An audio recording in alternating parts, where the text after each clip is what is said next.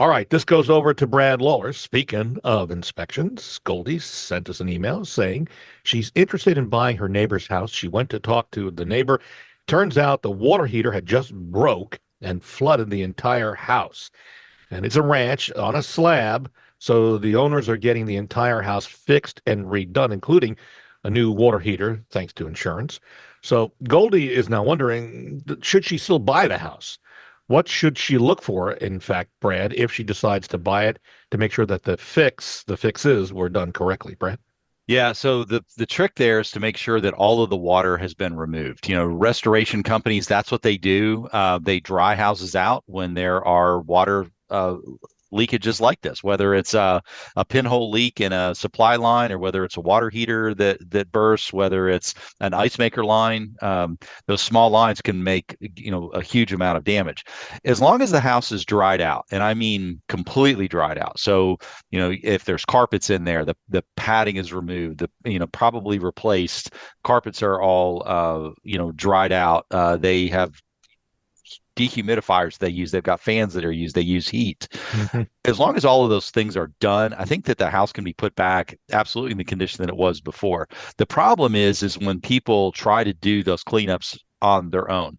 They just use a shop vac and they put a box fan in. That's when you can get into a lot of the problems with mold and other issues that if not taken care of quickly, the mold will begin growing, right away. As soon as the water starts, mold spores that are already there are activated and they begin growing. And that's where they get in behind drywall. That's where they get in to subflooring and worse. That's when they can, the furniture can be, drawn into this. So as long as the restoration company got to it quickly, I think you're fine. But I would definitely want to know what the company did to do the cleanup so that you can identify potential problems. It may be something that they want to conduct a mold air test before, buying the house, just so that they know that, yeah, the house was cleaned up, put back into the condition that is safe and habitable. Yeah, that's good advice. And what did we say that the mold starts to form 3 days after the introduction of water? Yeah, mold can start growing as quickly as 24 hours, but Oh, yeah, normally within 48 to 72 hours, you're going to start seeing visible mold occurring. There can be places that are hidden where it's already starting to grow, but normally visible mold is about 48 to 72 hours in. You're going to start seeing it appear. and very quickly, all you need for mold to grow is the water, a Water, food supply. a food supply, and then the temperature, which is the same temperature that we like. So you can't do much Hmm. about the temperature. You can't really do anything about the fact that you've got substrates like drywall and leather and fabrics and carpet padding, but you can do something about the water. As long as you take the water out, mold can't grow. Got it. We're going to take a break. When we come back, some of your comments, our listeners and viewer comments. You can see a rebroadcast of the show, and easy to do. Go to LouisvilleAnswers.com.